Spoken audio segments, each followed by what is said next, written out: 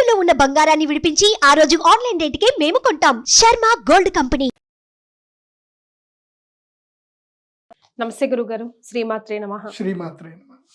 గురుగారు, మనిషి జీవితంలో నవగ్రహాలు చాలా crucial role, important role play చేస్తూ ఉంటాయి అని అంటారు. మనం ఏదైనా గుడికి వెళ్ళినప్పుడు ఎప్పటికీ కాంట్రవర్సీ ఏంటంటే, ముందు ప్రధాన ఆలయానికి వెళ్ళాలా, లేదంటే నవగ్రహాలని దర్శించుకున్నాక కాలు కడుక్కొని వెళ్ళాలా అని. అసలు నవగ్రహాలు అంత ఇంపార్టెంట్ అన్నప్పుడు ఈ కాలు కడుక్కునే సిచ్యువేషన్, ఈ టాపిక్ ఎప్పుడు ఎందుకు వస్తుంది? అండ్ దెన్ నవగ్రహాలు మనిషి జీవితంలో ఎలాంటి ఇంపార్టెంట్ రోల్ ఎప్పుడు ప్లే చేస్తాయి? ఈ వీడియోలో ఈ వివరాలు తెలుసు. శ్రీ గురుభ్యో నమః. శ్రీమాత్రే నమః. ఇప్పుడు మనం ఒక రాష్ట్రపతిని కలవాలి అంటే మొదలు అడ్మినిస్ట్రేషన్ దగ్గర ప్రాసెస్ అంతా కంప్లీట్ అయిన తర్వాత వెళ్ళి కలుస్తామా, లేదంటే డైరెక్ట్ రాష్ట్రపతి దగ్గరికి వెళ్ళిపోతామా? ఎస్, ప్రాసెస్ హైరార్కీ ఫాలో అవ్వాల్సిందే. అడ్మినిస్ట్రేషన్ ప్రాసెస్ ఉంటుంది. అట్లాగే ప్రధాన దేవాలయంలో ఉండేటువంటి శివుడు కానీ, విష్ణువు కానీ, అమ్మవారు కానీ, ఎక్కడ ఆంజనేయ స్వామి గారు, ఏదైనా ప్రధాన దేవాలయం అంటే వారి దేవాలయం అది. ఇప్పుడు రాష్ట్రపతి కార్యాలయంలో ప్రొసీజర్స్ సేమ్ ఉంటాయి, కలెక్టర్ కార్యాలయంలోనూ ప్రొసీజర్ సేమ్ ఉంటుంది. కానీ కలెక్టరు రాష్ట్రపతి ఒకటి కాదు కదా. కాదు. అట్లాగే ఆంజనేయ స్వామి దేవాలయము చిన్నదైనా ఆంజనేయ స్వామి, రాముడి దేవాలయం గొప్పదైనా చిన్నదైనా రాముడు రాముడే, ఆంజనేయ స్వామి. తారతమ్య భేదం ఎక్కడైనా ఉంటుంది. సో మొట్టమొదటిగా ఏంటంటే మనం ఏ దేవాలయంకి వెళుతున్నాము అనేది ఇంపార్టెంట్. ఆ దేవాలయం వెళుతున్నప్పుడు మనం ఏ శక్తి కోసం వెళుతున్నాం? బుద్ధిర్బలం యశోధైర్యం నిర్భయత్వం అరోగత అజాడ్యం వాక్పటుత్వం చ హనుమత్ స్మరణాత్ భవేత్. మనకు బుద్ధి బలం జరగాలన్నా, జాడ్యం పోవాలన్నా ఆంజనేయ స్వామి యొక్క స్మరణ కావాలి మనకి. కాబట్టి ఇప్పుడు ఉదాహరణకి మోస్ట్లీ నవగ్రహాలు ఎక్కడైనా మోస్ట్లీ ఆంజనేయ స్వామి దేవస్థానంలో నేను చూస్తున్నాం మనం. కాబట్టి ఆంజనేయ స్వామి దేవస్థానానికి వెళ్ళేటప్పుడు నవగ్రహాల ప్రదక్షిణ చేయాలి. మోస్ట్లీ శనివారం వచ్చిందంటే అందరు నవగ్రహ ప్రదక్షిణలు స్టార్ట్ అవుతాయి, తిరుగుతానే ఉంటారు అందరు నవగ్రహ ప్రదక్షిణ. ఫస్ట్ ఒకటి గుర్తుపెట్టుకోండి, ప్రదక్షిణ వల్ల కలిగే లాభం ఏంటో గుర్తుపెట్టుకోండి. మొదలు ప్రదక్షిణం వల్ల ఏం జరుగుతుందంటే మన ఆరా ప్యూర్ అవుతుంది. మనము ఆ నవగ్రహాలు ప్రతిష్టాపన చేసేటప్పుడే నవగ్రహ యంత్రాలు పెడతారు.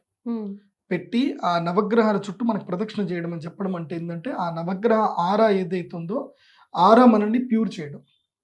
ప్రతి ఒక్కరు కూడా కర్మ అనేటువంటి ఆరా ద్వారా ఉంటారు. ఈ నవగ్రహాలు ఎవరు అంటే అడ్మినిస్ట్రేషన్స్, కంప్లీట్గా అడ్మినిస్ట్రేషన్. నువ్వు ఎవరు అనేది చెప్పేది నీ జాతకం. నీ జాతకం అంటే అర్థం ఏంటిది? ఈ జాతకంలో ఆ 12 గళ్ళల్లో ఉండే నవగ్రహాలే. ఆ నవగ్రహాలను బట్టి నువ్వెవరో నాకు తెలుస్తుంది జ్యోతిష్యం. నువ్వు అంటే ఎవరు? ఈ శరీరం కాదు. నీ సోల్ ఏంటి? నీ ఆత్మ ఏమిటి? నీ సోల్ ఎక్కడి నుంచి వచ్చింది? ఎంత కర్మను తీసుకొని వచ్చింది? గుడ్ కర్మలు తీసుకొచ్చిందా, బ్యాడ్ కర్మలు తీసుకొచ్చిందా? నువ్వు ఏ కర్మలు చెయ్యాలి, నువ్వు ఎలా ఉంటావు, నువ్వు సుఖజీవియా, భోగజీవియా, రోగజీవియా, యోగజీవియా, కష్టజీవియా, నష్టజీవియా, రుణజీవియా అనేది నీ జీవితం మొత్తం చెప్పేది నీ నవగ్రహాలే. కాబట్టి మన జీవితాన్ని నిర్దేశింపచేస్తున్నది ఈ నవగ్రహాలు. కాబట్టి ఆ నవగ్రహాన్ని వెళ్ళి మనము ప్రాధేయపడ్డం ఒకటే, అంటే మనము శరణాగతి వెళ్ళడం, ఆ నవగ్రహాలకి శరణాగతి వెళ్ళడం. నేను తెలుసో తెలియకో ఎన్నో కర్మలు చేసి ఉంటాను. ఈ జన్మలో నాకు కర్మల గురించి నాకు తెలియదు, కానీ ఆ కర్మ విపాకాన్ని నాకు అందించేటప్పుడు నేను మీ దాసుని అని నన్ను గుర్తించండి. నన్ను ఏం చేయండి అంటే, నేను మీకు ప్రదక్షిణ ఎందుకు చేస్తున్నాను అంటే ఆ కర్మ విపాకం నుంచి నన్ను తీసి నన్ను మోక్ష మార్గం వైపు వెయ్యండి అని మనము చెప్పుకోవడమే ప్రదక్షిణ చేయడం యొక్క ముఖ్య ఉద్దేశం.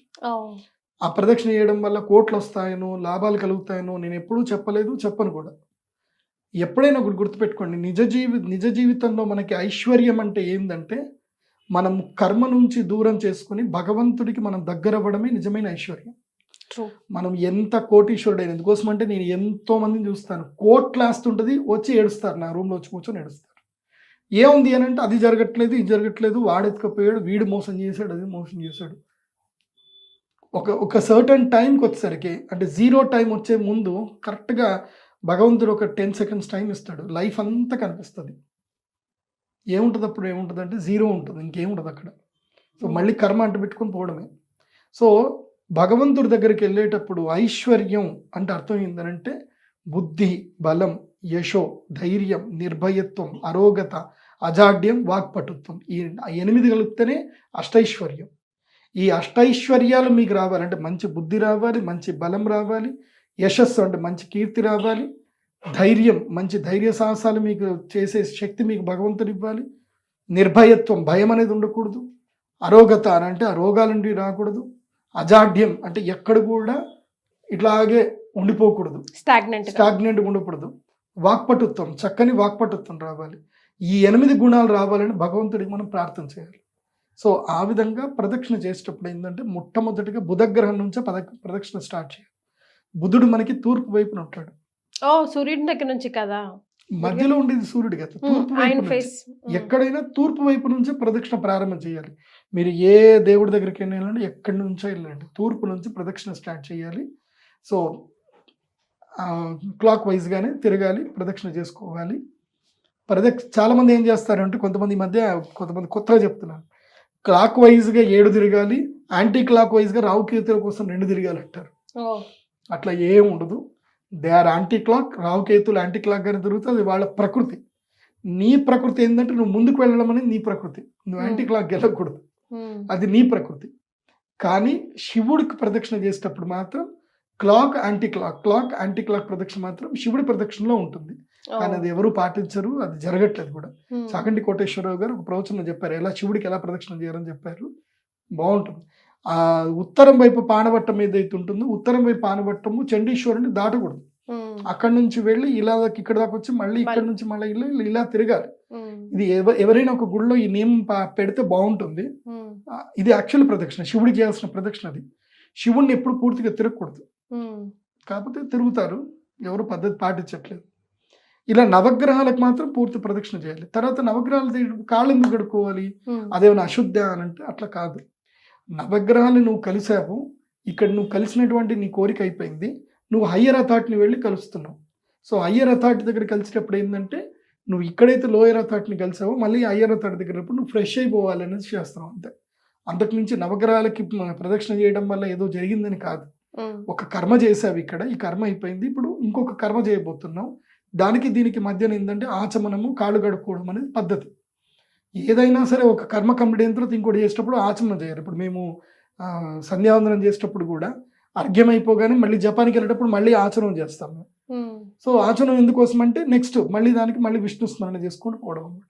అట్లాగే తప్పకుండా కాళ్ళు కడుక్కోవడం అనేది ప్రధానం. ఎందుకోసం అంటే ఉపాంగ దేవతల్ని మీరు కలిసినప్పుడు, గొప్ప దేవతల్ని కలిసినప్పుడు మధ్యలో ఒక స్పేస్ అనేది కావాలి. అదేంటంటే కాళ్ళు చేతులు కడుక్కోవడం, అంతకుమించి ఏం లేదు. అంటే గురుగారు ఇప్పుడు ఒకే గుడిలో అన్ని శివాలయం ఉంటుంది, సాయిబాబా, గణేశుడు అన్ని ఉంటాయి. అప్పుడు మనం ఇండివిజువల్ గా కాళ్ళు కడుక్కొని వెళ్ళాం కదా, కంటిన్యూస్ గా వెళ్తూ ఉంటాం కదా. నవగ్రహాలు కంప్లీట్ గా కర్మ విపాక గ్రహాలు. కర్మ విపాక గ్రహాలు వేరు, అనుగ్రహ దేవతల గ్రహాలు, అనుగ్రహ దేవతలు వేరు. దేవతల అనుగ్రహాన్ని మాత్రమే ఇస్తారు, అంటే ఆశీర్వాదాన్ని మాత్రం ఇస్తారు. నవగ్రహాలు అట్లా కాదు, మన కర్మలన్నింటినీ ఇస్తాయి, సత్కర్మలు దుష్కర్మలు అన్నీ ఇస్తాయి. కాబట్టి ఈ కర్మ విపాకం ఇక్కడ ఉంది కాబట్టి కర్మను మనం ఇక్కడ త్యజించి వెళ్ళాలి. కాబట్టి కర్మ విపాక గ్రహాలకు ప్రదక్షిణ చేస్తాం. కాబట్టి తర్వాత కాళ్ళు చేతులు కడుక్కొని కూర్చొని విష్ణునామస్మరణ, విష్ణురు విష్ణురు విష్ణు అని 3 సార్లు అనుకొని తర్వాత ప్రధాన దేవాలయం లోపలికి వెళ్ళాలి. ఇలా అన్ని దేవాలయాలు కలిసిన చోట ఏం జరుగుతుంది అని అంటే మీ మనస్సు మొత్తం చంచలమైపోతుంది. నాకు తెలిసి అది కరెక్ట్ కూడా కాదు. మీరు ఏ శక్తి కావాలో ఆ శక్తికి సంబంధించిన దేవుడు అంటే, దేవాలయం అంటే ఇప్పుడు తంజావూరులో ఒక టెంపుల్ ఉంది, పెద్ద టెంపుల్ ఉంది. ఆ టెంపుల్ కనుక చూస్తే ఆయనకి పని పాట లేక అంత పెద్ద శివుని పెట్టి అంత పెద్ద గుడి ఎందుకు కట్టాలి? చిన్న గిట్లు పెట్టేసి చిన్న శివుని పెడితే అయిపోతుండే కదా. దేవాలయానికి ఒక నియమం ఉంది, అది ప్రాకార లక్షణము అని ఒకటి ఉంటుంది. ఈ మధ్య ఎవరు పడితే వాళ్ళు ఇష్టం వచ్చినట్టు కట్టేసుకుంటున్నారు. సరే, అది కూడా ఒక విధంగా మంచిది అనుకోండి, చేయండి. కానీ మనం ఏ దేవత దగ్గరికి వెళుతున్నామో మనకి ఏ శక్తి కావాలి, దేవత దగ్గరికి దేవాలయానికి వెళ్ళడానికి గల ప్రధాన కారణం ఏంటంటే, ఒకటి మనం కర్మని ఓవర్కమ్ చేయాలి. రెండవది మనకి ఏ శక్తి అయితే మనకు తగ్గిపోతుందో ఆ శక్తిని మనము భగవంతుడి నుంచి అనుగ్రహంగా పొందాలి. దానికోసం మనం దేవాలయం వెళ్ళాలి. నేను ఆల్రెడీ దేవాలయం సంబంధించిన ఎలా వెళ్ళాలని ఒక వీడియో చేశాను. దేవాలయంలో అసలు ఏం చేయాలనేది కూడా ఒక వీడియో చేస్తాను, అది ఉంటే చూడండి, లేదంటే మళ్ళీ చెప్తాను, అది కూడా మళ్ళీ వినండి. దేవాలయం వెళ్ళినప్పుడు మీరు చేయాల్సిన ప్రధానమైన పని ఏంటంటే భగవంతుడికి నవగ్రహాలకు ప్రదక్షిణ చేయడము, కాళ్ళ చేతులు కడుక్కోవడము, ప్రధాన దేవాలయానికి వెళ్ళడము, తీర్థ ప్రసాదాలు తీసుకోవడం, ఆరతి తీసుకోవడం, ప్రదక్షిణ చేయడం. ఇదంతా 50%. ఆ తర్వాత చేయాల్సిన 50% ఏంటంటే అక్కడ కనీసం ఒక 10 నిమిషాలు కూర్చొని ఉచ్ఛ్వాస నిశ్వాస స్థితిగతుల్ని అనుసరిస్తూ ధ్యానము చేసుకోవడం. ఆ భగవంతుడితో మమేకమయ్యి మీ మనస్సుతో ఆ భగవంతుడిని మీరు తిలకించడం. మనోనేత్రంతో భగవంతుడిని మీరు దర్శించుకోవడం, ఆ భగవంతుడితో మీరు సంభాషించడం, ఇది చాలా ప్రధానమైనటువంటిది. అక్కడ శక్తిని మీరు ఎంత స్వీకరించినా మీ మనస్సులో ఉండేటువంటి వ్యధ బాధ మీరు భగవంతుడు చెప్పుకోలేకపోతే ఎట్లా?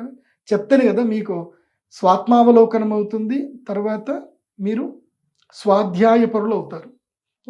సింపుల్ చెప్పాలంటే మన బాధ ఇంకోటి చెప్పుకున్నప్పుడు ఏంటంటే డిటర్మినేషన్ అయిపోతుంది. మన బాధ ఎంత ఉంది ఏం కథ అని మనకు డిటర్మినేట్ అయిపోతుంది. భగవంతుడితో చెప్తున్నప్పుడు అది ఎంత పెద్ద బాధ.